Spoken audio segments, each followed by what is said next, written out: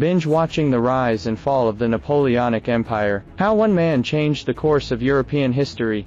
He single-handedly changed the entire historical trajectory of Europe, with few defeats in his lifetime, shattered 5 anti-French coalitions, and struck fear into the hearts of European nations.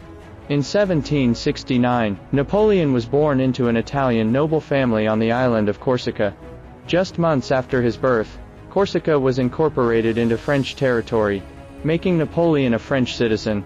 In 1779, arranged by his father, the 10-year-old Napoleon entered the Brienne Military School in France for education. In 1784, Napoleon graduated with excellent grades, and was selected to attend the École Militaire in Paris, specializing in artillery studies. In 1785, due to his father's death, Napoleon graduated early and joined the Fère regiment, being commissioned as a second lieutenant of artillery. While stationed with his unit in various places, he immersed himself in all kinds of books, including historical works on Alexander the Great's campaigns, and the works of many Enlightenment thinkers. In 1789, the French Revolution broke out, and the uprising quickly swept across the nation. During this period, French King Louis XVI was sent to the guillotine and executed, and the French First Republic was established. The French Revolution shocked the European powers. Feudal monarchs were deeply hostile to the revolution. Thus, the Holy Roman Empire, and the Kingdom of Great Britain, among others, formed the first coalition in an attempt to suppress the revolution. In 1793, recommended by a friend, Napoleon became the artillery commander for the French forces besieging Toulon in the southeast. During the siege of Toulon, he inflicted 4,000 casualties on the coalition forces. At just 24 years old, Napoleon was promoted ahead of schedule to the rank of brigadier general, beginning to show his promise. In 1794, a coup occurred in France, and Napoleon was stripped of his rank. In 1795, Parisian armed forces opposed to the new constitution attempted to restore the old monarchy, leading to an uprising in Paris. Napoleon was appointed to suppress this rebellion. He ordered his soldiers to fire into the crowd, killing 200 rebels, and quelled the uprising in just over an hour. Napoleon was overnight promoted to brigadier general of the army, and commander of the garrison of Paris. On March 2, 1796, the 26-year-old Napoleon was appointed commander-in-chief of the French Republic's Army of Italy. Before leaving Paris, he married his beloved Josephine. On April 10, 1796, Napoleon's army clashed with forces from the Kingdom of Sardinia, in Italy, and the Holy Roman Empire. In this campaign, Napoleon commanded his army to win 6 victories in 15 days, capturing 17,000 men, forcing Sardinia to withdraw from the First Coalition. On May 10, 1796, with Sardinia out of the war, the French held numerical superiority in northern Italy. Napoleon commanded the French army to force a crossing of the Po River, and attack the Austrian forces. In this battle, Napoleon deployed 30 cannons for sustained bombardment of the enemy positions. Inspired by Napoleon, the French soldiers charged, shouting, "Long live the Republic," and engaged the Austrians in fierce combat, securing another victory for France. In August 1796, Austrian forces divided into 3 columns attempting to encircle and destroy the French army. In this battle, Napoleon readjusted his forces and decided to adopt tactics to defeat them in detail. The French army successively defeated all 3 Austrian columns, and Austria was defeated again. Thereafter, the Austrian Empire changed commanders multiple times, to no avail. Napoleon repeatedly defeated the Austrian armies, forcing them to sign an armistice treaty favorable to France. The First Coalition subsequently collapsed. After achieving great victories in northern Italy, Napoleon's prestige grew ever higher. By now, he had become a national hero of the French Republic, but his rise caused unease within the Parisian Directory. Napoleon was sent to the Middle East on an expedition. In May 1798, Napoleon set sail for Egypt. He led a fleet of 400 ships and a force of 35,000 men. The goal of the expedition was to subjugate Egypt for France. The French forces in Egypt quickly captured many cities, defeating and destroying the Mamluk armies. However, they were defeated in naval battles by the British, and Napoleon's army became trapped in Egypt. In November 1798, Britain, the Russian Empire, and others formed the Second Coalition. By 1799, the anti-French coalition was gradually forming, and forces seeking to restore the old monarchy were gaining strength within France. Napoleon decided to return to France. In August, Napoleon left his army, evaded the British Royal Navy's patrols, and successfully returned to France after 2 months. On November 9, using the pretext of Jacobin extremism threatening France, Napoleon launched a coup d'état, sending troops to control the Directory and take over all affairs of the revolutionary government. This coup became known as the Coup of 18 Brumaire. The Coup of 18 Brumaire placed Napoleon in control of French military and political power. Thereafter, he took continuous military action, decisively countering several attempts by European feudal powers to strike back at France. In 1800, Napoleon personally led his army to defeat the Austrian forces, advancing into southern Austria and forcing the Austrian emperor to sign a peace treaty. In 1802, the Second Coalition, led by Russia, was crushed by Napoleon. That same year, France and Britain signed the Treaty of Amiens in France, leading to a temporary truce. The Second Coalition was declared a failure. In 1803, French ships were detained in British ports. Napoleon quickly sent troops to occupy the British possession of Hanover. On December 2, 1804, Napoleon crowned himself emperor, establishing the French Empire. After the establishment of the empire, the French Civil Code, passed by the legislative body, was renamed the Napoleonic Code.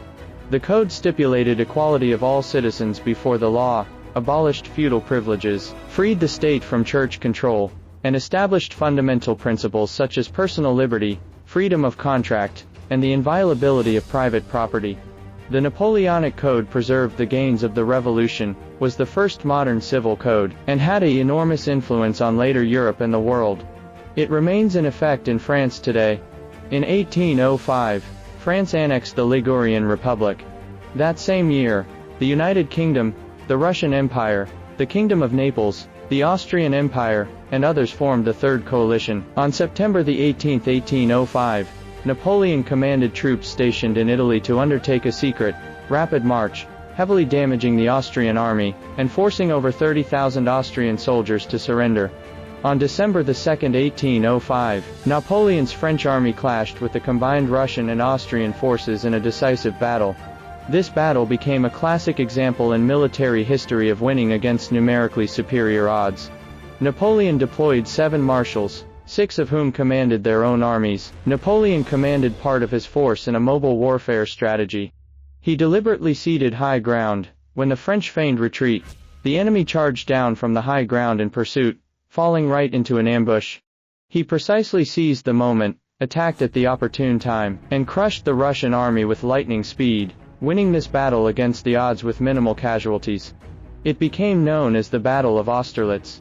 This battle fully demonstrated Napoleon's military genius. Following this defeat, the last Holy Roman Emperor announced the dissolution of the empire, and the Holy Roman Empire ceased to exist.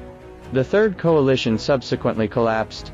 France gained control of the European continent, established the Confederation of the Rhine in Central Europe under French protection, and entered Napoleon's period of peak power, which lasted for 6 years. In July 1806, Napoleon sent troops to occupy the Kingdom of Naples.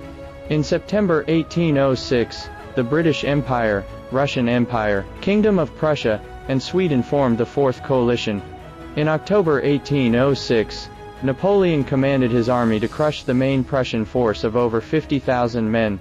After this battle, the French army marched into the Prussian capital, Berlin. The Prussian army was almost completely dissolved, and the French advanced towards the Russian border. On June 14, 1807, Napoleon decisively defeated the Russian army at the Battle of Friedland, forcing the Russian Tsar to sue for peace. France and Russia signed the treaties of Tilsit on July 7, forming an alliance. In May 1808, Napoleon campaigned in Spain but encountered stubborn resistance from the Spanish people. Fierce urban warfare ensued, inflicting heavy casualties on the French army. Britain joined in aiding Spain and Portugal. This war lasted for 6 years, with total casualties on both sides exceeding 500,000. The French army failed to fully conquer Spain, and began to face a two-front war.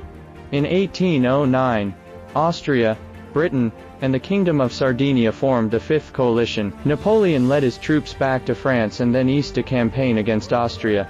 On July 3, Napoleon led 165,000 men east. The outnumbered Austrians were unable to destroy the French army, and were forced to sue for peace. The Fifth Coalition collapsed.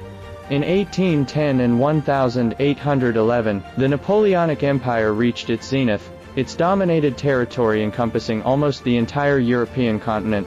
In June 1812, aiming to dominate all of Europe, Napoleon assembled an army of 610,000 men, divided into 3 columns, for a decisive battle against the Russian army, hoping to annihilate the Russian main force quickly. In the initial stages of the war, the Russian army retreated step by step, losing significant territory, but the courage and desperate spirit of the Russians inflicted heavy costs on the French. The central French force of 280,000, led by Napoleon himself, was reduced to just 160,000, soon after the campaign began. On September 7, at the Battle of Borodino, a bloody engagement ensued where both sides suffered over 30,000 casualties each. The commander of the Russian Second Army also died on the battlefield. The Russian army was forced to retreat, and the French occupied Moscow. By then, winter was arriving. The French were overextended, their supply lines too long. On October 19, Napoleon ordered a retreat. During the retreat, the Russian army began its pursuit. Vast numbers of French soldiers died along the way. The French lost all their cavalry and almost all their artillery. Only 30,000 men crossed back out of Russia. Napoleon himself was nearly captured. In this campaign, the French lost 400,000 men, the Russians 210,000. The failure of the invasion of Russia became the turning point in the fortunes of Napoleon and France. After Napoleon's disastrous defeat in 1812, European powers formed the Sixth Coalition in 1813. Napoleon rapidly built a new army, increasing its size from 30,000 to 130,000 men. In May 1813, Napoleon commanded his army to defeat the coalition forces, inflicting significant casualties, but due to a lack of cavalry, he failed to deliver a crushing blow, and the coalition's fighting strength remained. On June 4, 1813, due to a shortage of horses for the French cavalry, Napoleon signed an armistice agreement with the coalition lasting over 2 months. During the truce, Napoleon heavily criticized the Austrians, who soon joined the coalition against France. This truce proved to be a serious error, as the coalition gained far more from it than France did. After the armistice ended on August 26, 1813, Napoleon first heavily defeated the coalition forces at the Battle of Dresden. He skillfully used the terrain, trapping the coalition forces by a flooded river, and forcing 13,000 Austrian troops to surrender. However, at the same time, the French also suffered several serious defeats. Prussian forces took the opportunity to annihilate over 10,000 French soldiers and capture 20,000. At the Battle of Culm, French forces, pursuing the enemy in isolation without support, were wiped out, losing 13,000 men. On September 6, Napoleon ordered a full-scale attack on the Prussian capital, Berlin, aiming to knock Prussia out of the war. In this battle, the French fell into an enemy trap, losing over 30,000 soldiers. On October 19, 1813, Napoleon suffered a decisive defeat at the Battle of Leipzig. Napoleon, with 180,000 men, fought against a coalition of 300,000 from the Russian Empire, Austrian Empire, Kingdom of Prussia, and other states. The numerically superior coalition forces fully utilized their exterior lines advantage, and largely avoided direct battle with Napoleon himself.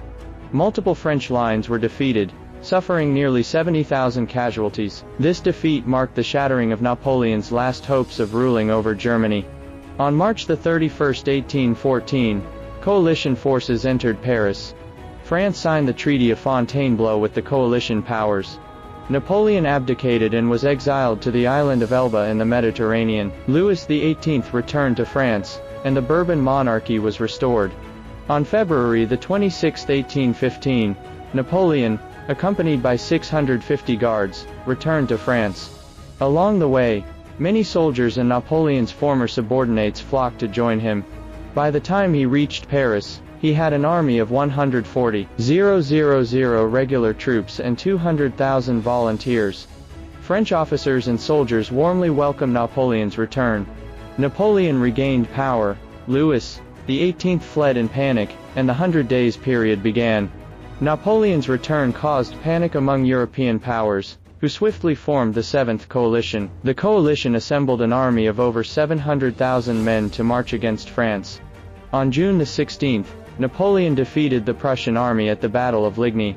On June 18, the French army engaged the primarily British-led coalition forces at the historically famous Battle of Waterloo. The French had 72,000 men against the coalition's 117,000. In this battle, the flanking tactics that had won Napoleon countless victories were rendered ineffective by the coalition's defensive formations and the constraints of the battlefield terrain. Napoleon committed his best troops, the Imperial Guard, on the flanks but failed to break the coalition's defenses. As the Guard, which had never been pushed back on the battlefield, began to retreat, the French army collapsed entirely. In this engagement, the French suffered approximately 30,000 casualties and thousands captured. The coalition suffered around 20,000 casualties. After the French defeat, the 100 Days regime ended. Napoleon abdicated for the second time on June 22. He was exiled to the island of St. Helena in the Atlantic Ocean, where he died not long after. The First French Empire officially came to an end.